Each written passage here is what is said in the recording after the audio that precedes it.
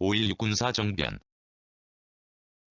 1961년 5월 16일 박정희의 주도로 육군 사관학교 5기 및 8기 출신 군인들이 제2공화국을 폭력적으로 무너뜨리고 정권을 장악한 군사정변. 배경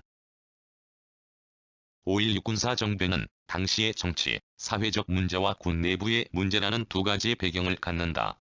1960년 4.19 혁명으로 이승만 정권이 무너지자 의원내각제를 채택한 제2공화국이 수립되었다. 그러나 집권당인 민주당은 국무총리 장면 중심의 신파와 대통령 윤보선 중심의 구파의 갈등으로 분열되어 정국을 제대로 이끌어가지 못하였다. 또한 4.19 혁명으로 목소리를 내기 시작한 다양한 사회 세력들은 각각의 정치적 요구를 주장하고 있었다. 4.19 혁명을 주도한 학생들은 한국 사회 계몽, 남북 통일 논의, 반미 자주화 등을 주창하기도 하였다. 사회와 정국은 불안정한 상태에 놓여 있었던 것이다. 한편 6.25 전쟁 이후 한국 사회에서의 사회적 지위 신장과 더불어 권력에 대한 욕구가 충만되어 있던 군부 내에서는 6.4.8기를 중심으로 고급 장성의 부정부패와 승진의 적체 현상을 공격하는 하극상 사건이 일어났다. 이를 계기로 소장 박정희와 중령 김종필을 중심으로 한 8기생들은 1960년 9월 쿠데타를 모의하였다. 전개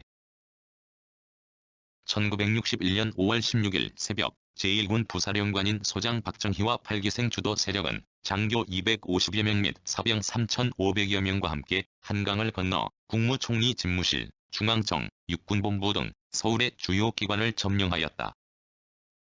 한강 인도교 진입 과정에서 벌어진 육군본부 소속의 헌병대 약 50여 명과의 교전 외에는 충돌은 일어나지 않았다.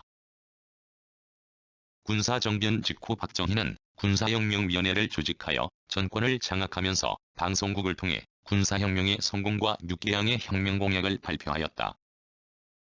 그 6개항이란 1. 반공을 국시의 제1로 삼고 반공태세를 재정비하고 강화할 것. 2. 유엔 헌장을 준수하고 국제협약을 충실히 이행하며 미국을 위시한 자유반과의 유대를 공고히 할 것. 3. 모든 부패와 구악을 일소하고 청렴한 기풍을 진작시킬 것. 4. 민생고를 시급히 해결하고 국가자주 경제의 재건에 총력을 경주할 것. 5. 국토 통일을 위하여 공산주의와 대결할 수 있는 실력을 배양할 것. 6. 이와 같은 우리들의 과업이 성취되면 양심적인 정치인에게 정권을 이양하고 군은 본인의 임무로 복귀한다는 것이었다. 그러나 한국군의 작전권을 가지고 있던 유엔 군사령관 겸 미8 군사령관 세비 맥그로더는 주한 미국 대사 마셜 그린과 함께 자신들의 허가 없는 군사 이동은 불법이며 장면 내각을 지지함을 표명하였다. 국무총리 장면과 여러 국무위원은 군사정변 직후 행방이 묘연한 상태였기에 맥그로더 사령관은 윤보선 대통령을 만나 군사정변의 진압을 주장하였다. 한국의 대통령 혹은 총리의 재가를 얻고 한국군을 동원하여 군사정변을 진압하고자 한 것이다.